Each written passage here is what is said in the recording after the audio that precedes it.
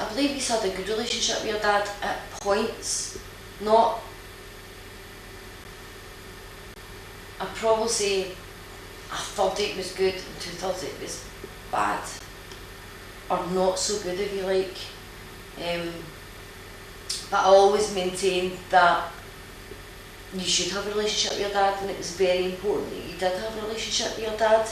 And I said that to him countless times, especially in the beginning, that it was important that he built a relationship with you on your own and you continued that bond. I never ever wanted him to walk away out your lives and have nothing to do with you. He's always worked towards trying to maintain that relationship, and I always encouraged you to have that relationship with your dad, even to the extent where I allowed his family to take you to visit him in jail, with the assumption that you were going to see him at his workplace, if you like.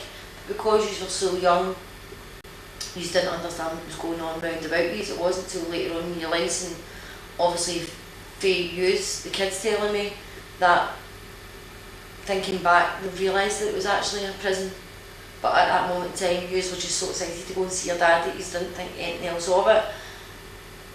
And my thinking was probably some contact is better than no contact. And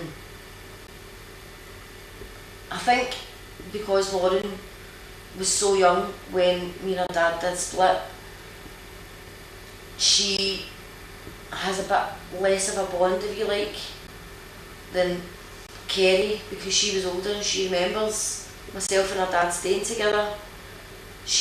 I don't know if it's partly because she was older as well, that I felt like Kerry had more of a bond, or because you had more in common, if you like, because they all have books and art, whereas Lauren wasn't really into reading or art, or so it's, I suppose it's finding a common bond that makes that communication better and maybe more in depth, if you like. And Lauren again was protected for a lot of things, sort of growing up, because she was younger. She was very innocent to majority of it all, whereas Jerry tended to talk to Kerry more because she was older, and probably told her a lot of things that she shouldn't have actually known.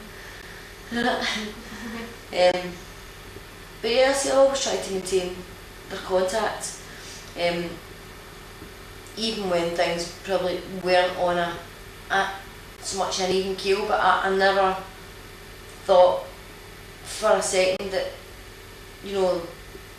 Jerry would put the kids in danger, which there was a rare occasion or so that happened where they maybe shouldn't have been round there when things weren't great with his mental health.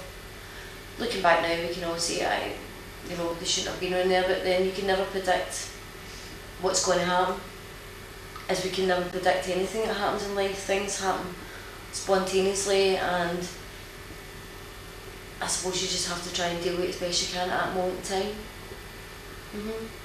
But there was points where he had his own home and he was settled for a good year and a half, 2 years, and Kerry and Lauren had very regular contact with him, and had a good relationship with him, and he did take care of his to the best of his ability that he could, and he did look forward to it as well, and